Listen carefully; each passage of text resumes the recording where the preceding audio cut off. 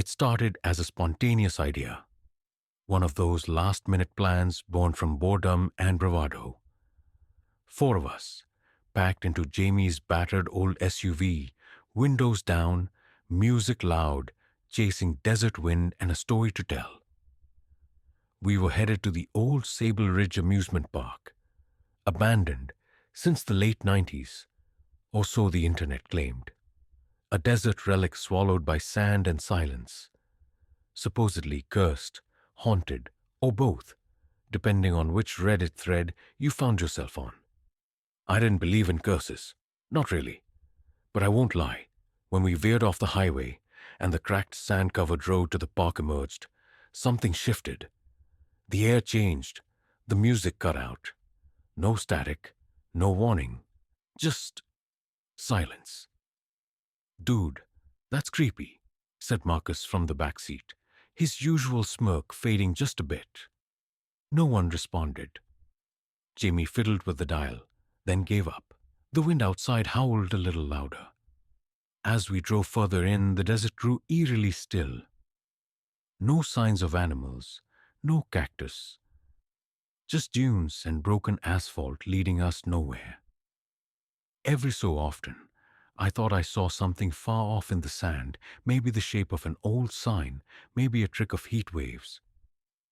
But the deeper we went, the more it felt like the road was pulling us in. Like we weren't driving anymore, just being drawn. We passed a rusted gate, barely clinging to its hinges. Faded letters arched across the top. "Welcome to Sable Ridge." Almost unreadable now, like time itself was trying to erase the place. Jamie slowed down and rolled to a stop just beyond the gate. For a second, none of us spoke. Then Mia said, "Does anyone else feel that?" I did.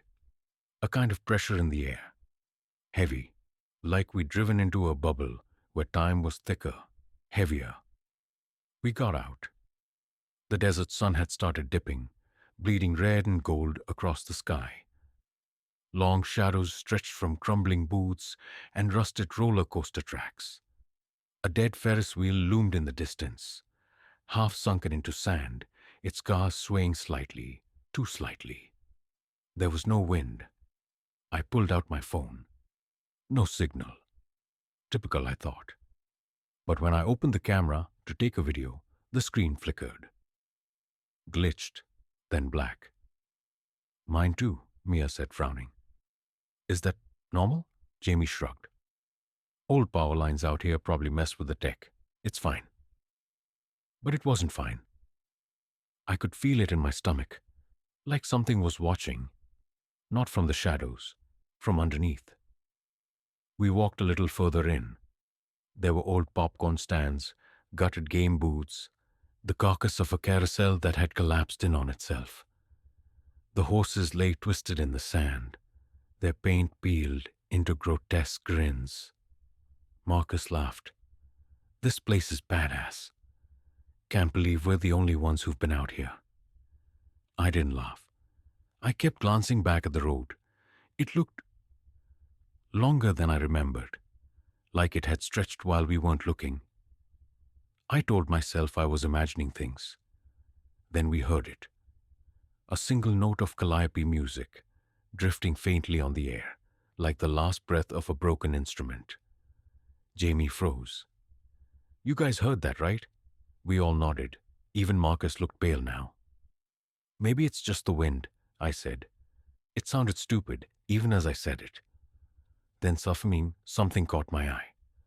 Far out by the edge of the lot, near an old funhouse sign, half buried in a dune, I saw movement. A flicker of red and white. Stripes, like a clown suit. But it was gone before I could say anything. We kept walking. Slower now. It felt like every step forward took more effort. The sand clung to our shoes. The air buzzed with a strange stillness like the moment before a thunderclap. Mia whispered, "Why does it feel like we're not supposed to be here?" I didn't answer. I knew exactly what she meant. As the last rays of sunlight faded, something deep in my gut screamed to turn back, to run. But when I looked behind us, the road was gone. I don't mean we couldn't see it. I mean it wasn't there. Just endless dunes stretching in every direction. No gate, no tire tracks, no sign we'd ever driven in. Jamie cursed under his breath. Okay, he said, trying to laugh. We're probably just disoriented. It's the lighting, the sand. We'll find it. But we didn't. And then, behind us, the calliope played again. Louder this time. A child's laugh followed, distant, echoing from somewhere deep within the bones of the dead amusement park. That was the moment I realized we weren't alone, and we were never meant to leave. Jamie tried to keep his voice steady as he suggested we head toward the carousel ruins. If we're gonna be stuck here for a bit, might as well explore, right? He said it like a joke, but no one laughed. His knuckles were white around the flashlight. We followed the narrow, broken pathway past ticket booths, sunken halfway into the sand, their glass shattered, price signs barely legible. Every step made the silence louder. The air hung heavy with old dust and something else, like burnt sugar and rust. I could feel each breath weighing me down. The carousel was worse up close. The horses, once painted with joyful eyes and bright saddles, were now weathered and split down the middle, like they'd been screaming for decades. One of them had a gaping hole in its face, the eye socket hollow, and I couldn't help but wonder what had made it like that. Marcus stepped onto the platform. The wooden floor creaked, but held. Still standing. He tried to spin one of the horses. It groaned and shifted half an inch before stopping with a sharp click, like something inside had locked it down. Then we heard it again. That soft, tinny melody, calliope music, faint but closer. Jamie spun around, flashlight scanning. Where's that coming from? We turned, and there it was. The old ride control booth. Its door had been closed before. Now it stood slightly ajar. I didn't remember seeing it open. I didn't even remember seeing it at all. I'm not going near that, Mia said, backing away. But Marcus, ever the idiot, approached with a grin. What's the worst that happens? Haunted clown pops out and juggles my bones? Stop, I snapped, more harshly than I intended. My nerves were on edge. He chuckled but slowed his steps. He pushed the door open with one hand. The hinges didn't creak. That was somehow worse. Inside, it was dark, except for a flickering bulb swinging from the ceiling. Underneath it sat an old switchboard. Dust covered everything, except the main switch. It looked like someone had just used it. Yo, Marcus said slowly. This thing's still powered. That's not possible, Jamie muttered. There's no electricity out here. No grid. Marcus reached for the switch. Don't, Mia and I said in unison. He paused, hand hovering. I wasn't going to pull it, he said, though he clearly was. Geez. We stepped away from the booth, further into the park. That's when I noticed the ride tracks in the sand. Steel and wood, once meant for a minecart-style roller coaster, mostly buried now. They snaked off into the distance toward what looked like a small funhouse structure. Mia pointed. Was that there before?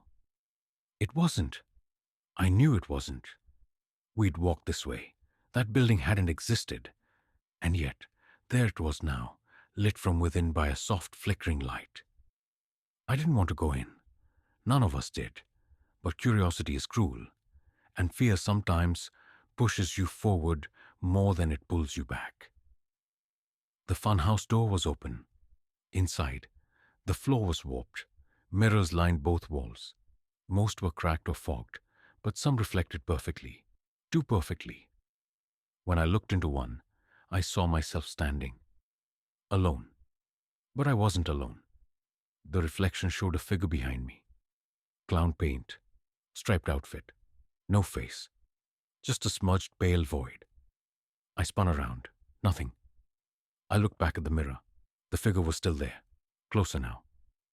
I think we should leave, Mia whispered. Yeah, Jamie agreed. Now? We backed out of the funhouse. I didn't turn around again. I didn't want to know if the mirror version of me had. Outside, the sky was darker now. The sun had vanished without a proper sunset. Just gone, swallowed. A cold breeze brushed past us, and I could swear it carried words. Whispers. Not loud. Just barely there. Like voices in another room, through thick walls. They weren't speaking any language I knew, but they were angry. We headed toward the next ride, some kind of bumper car pit. The cars were scattered like bodies. One was still moving slightly, its wheels squeaking back and forth even though no one was in it. Maybe the wind, Jamie whispered. There's no wind, Mia replied. She was right. The air had gone still again. As we passed the edge of the pit, I noticed deep grooves in the dirt, drag marks, long ones, as if something had been pulled across the sand, or someone. Jamie's flashlight flickered, then died. All our phones, dead. Marcus pulled out his lighter and flicked it on. It barely cast a glow, but enough to see shadows stretching impossibly long from the ruined rides. Then we heard a voice. A child's voice. Laughter, short and broken, like a cassette being rewound wrong. Let's play. We froze. Did you hear that? Mia asked, tears in her voice. We all had. The sound came from the carousel. The one we'd left behind. It was spinning. Slowly, but undeniably moving, even though there was no power, no wind, and we were the only ones here. And as it turned, I saw them, shapes riding it, silhouettes, children, dozens of them, but none were moving, not their limbs, not their heads, just riding in perfect stillness. Then one turned its head toward us and smiled. We didn't run, not at first. We couldn't. Our feet just wouldn't move. Staring at that carousel, those pale figures riding lifeless horses, spinning under an invisible force, had locked something inside us. It wasn't just fear. It was something colder, something older. Like the desert had exhaled its curse through that spinning ride, and we had breathed it in without knowing. Then Marcus whispered, "Did you see that one smile?" That broke it. We turned and bolted, cutting across the cracked pavement, past a shattered cotton candy stand and a row of game stalls where dust-covered plush toys still hung from rusted hooks. None of us said a word. We didn't need to. The only sound was our breath, the crunch of sand underfoot, and the rising wind, whispering again, closer now. We didn't stop until we reached what looked like an old theater. Its facade had crumbled, letters missing from the marquee. Only a few remained, dangling like teeth. Launcher, Mia choked on a breath. No, I'm not going in there. Jamie doubled over trying to catch his breath. It's shelter, just for a minute. We need to think. Think, Mia snapped. About what? The haunted carousel, the dead kids, the mirrors that lie. Or maybe the fact that something here is watching us. No one argued. But we went in anyway.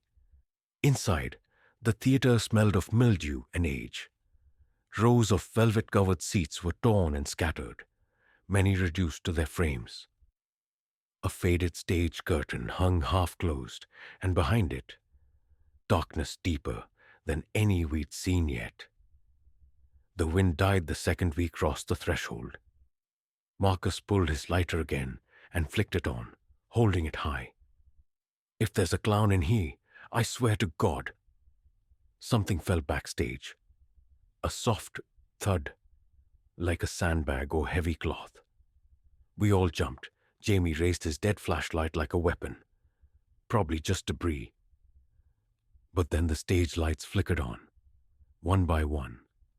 Buzzing ancient bulbs cast a weak yellow glow across the cracked stage. The curtain twitched. Then a voice came through the old intercom speaker above us. "Ladies and gentlemen, boys and girls, welcome back to the show." It was distorted, half mechanical, half alive.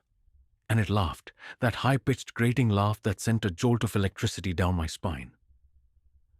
"Nope," Marcus muttered, turning for the door. The door slammed shut, all of them. Jamie ran to one and pulled with both hands. "Locked from the outside." The voice continued. "Tonight's performance is for a special audience, one we've waited a long, long time for." The curtain pulled open slowly. Standing center stage was a clown, but not like any clown I'd seen before.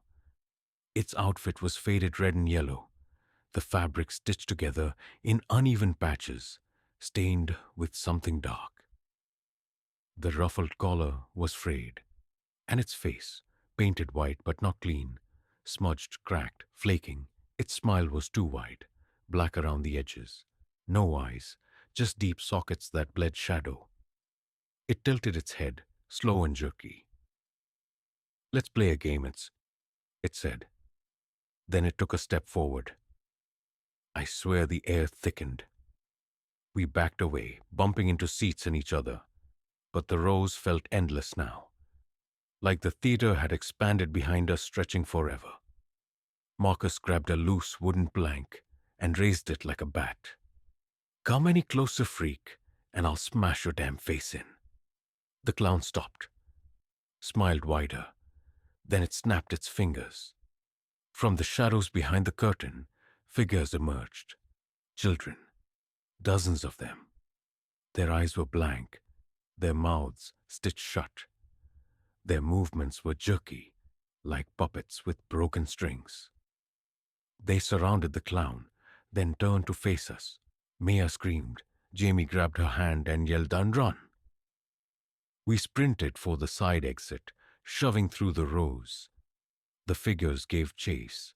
No footsteps, just the sound of dragging limbs and that damn laughter echoing through the room. We burst into the hallway behind the stage. Everything here was worse. The wallpaper peeled in long strips, revealing something beneath. Drawings, crayon drawings, hundreds of them. Smiling children, carnivals, then scribbles, darker, twisted. The same clown figure again and again, drawn larger and darker until it filled the entire wall. "This place is a tomb," I whispered. We kept moving. Doors led nowhere.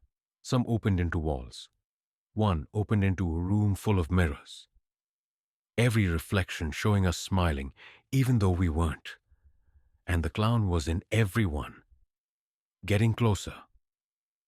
We finally found a staircase leading downward.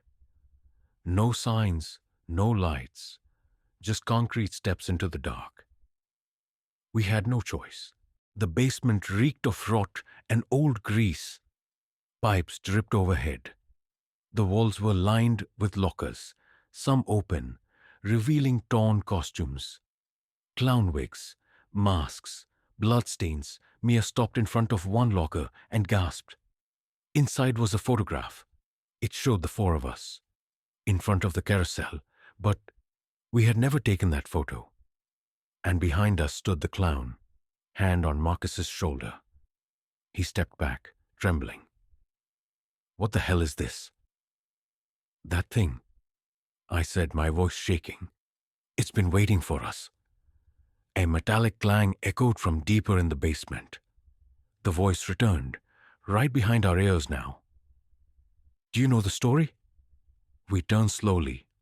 Nothing there. "I was the star," it whispered.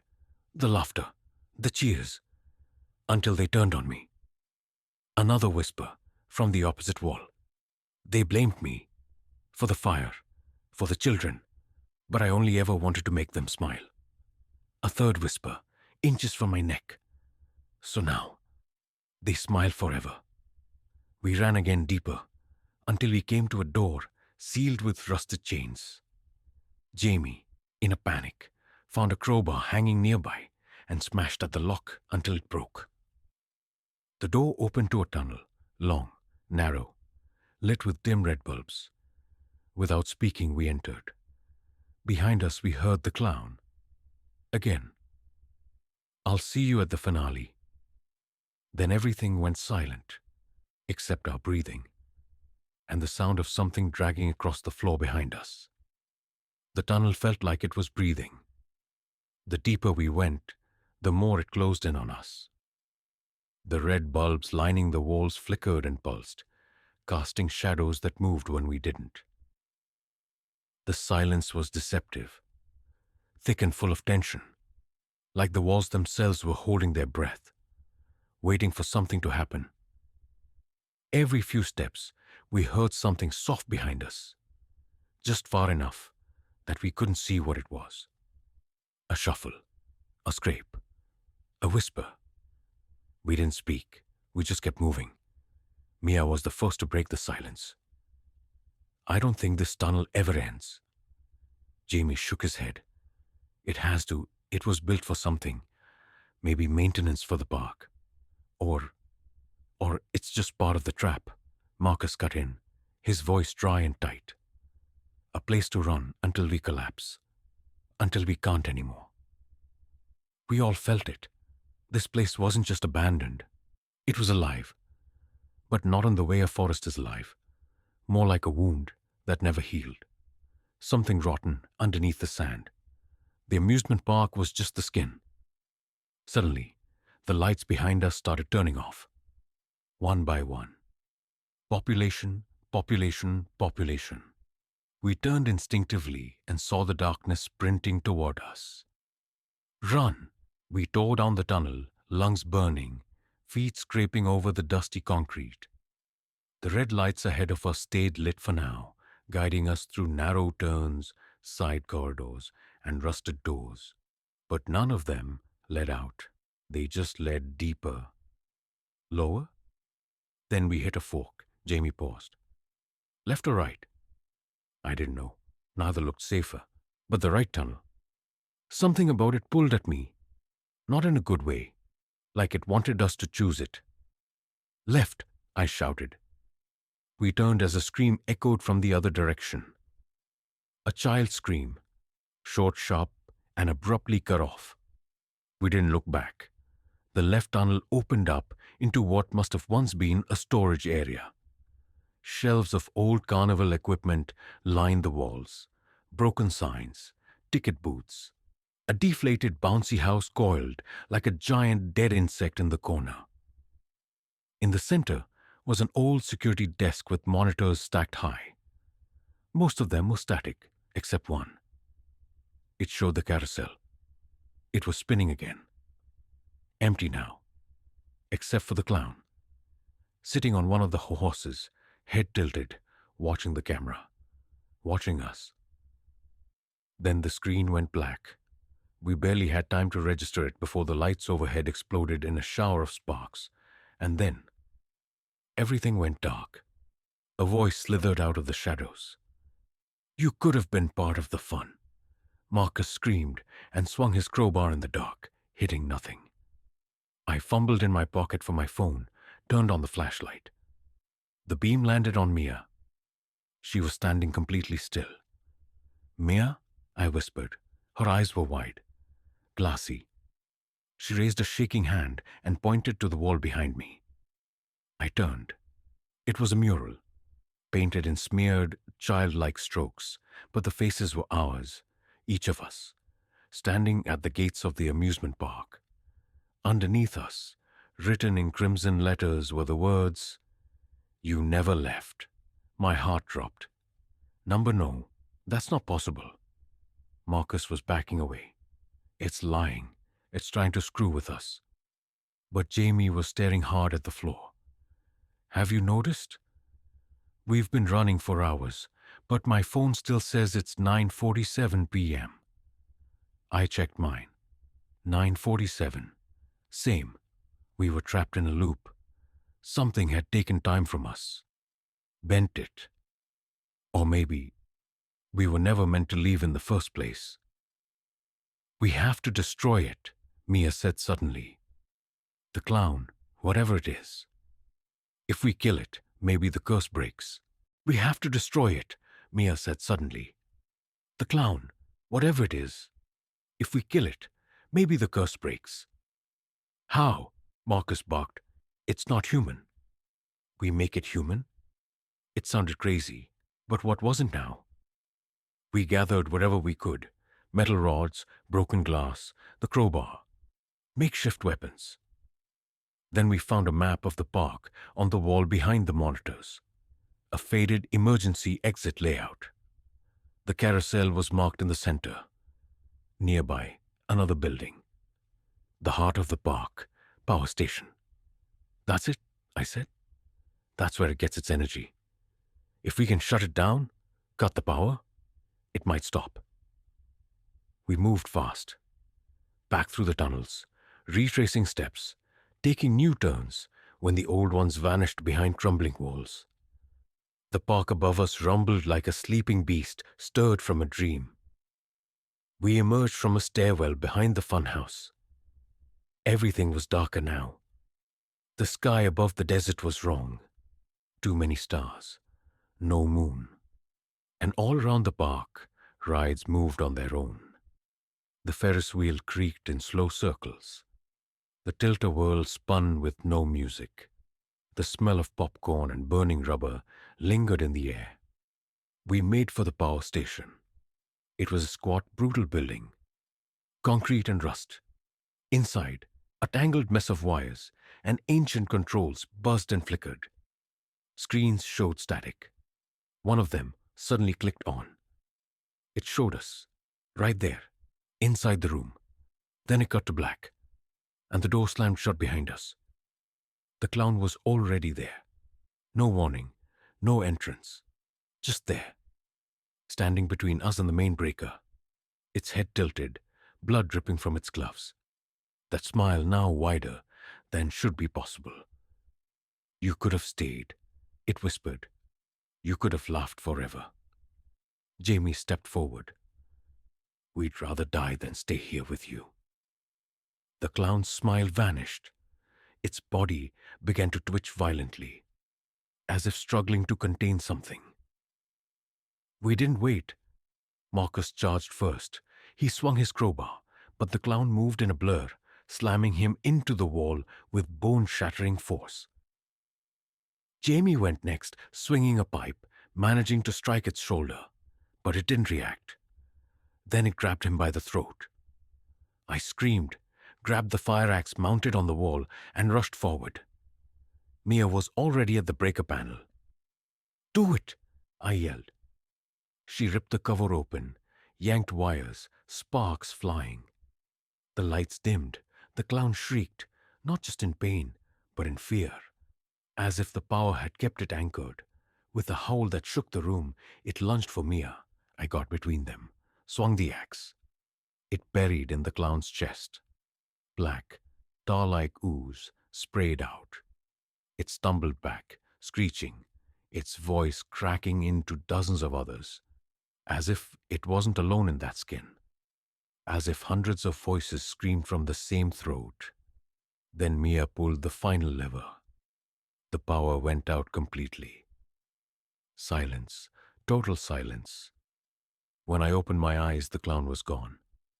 So were the voices. And the lights outside? They were normal, software, morning light. The desert wind blew clean air through broken windows. We stepped outside. The park was still ruined, but empty now. Dead, not haunted. No more whispers, just sun, sand, and silence. We didn't talk on the way back to the car. We just drove. And none of us have gone near a carnival since. But sometimes, when I close my eyes, I still hear the laughter.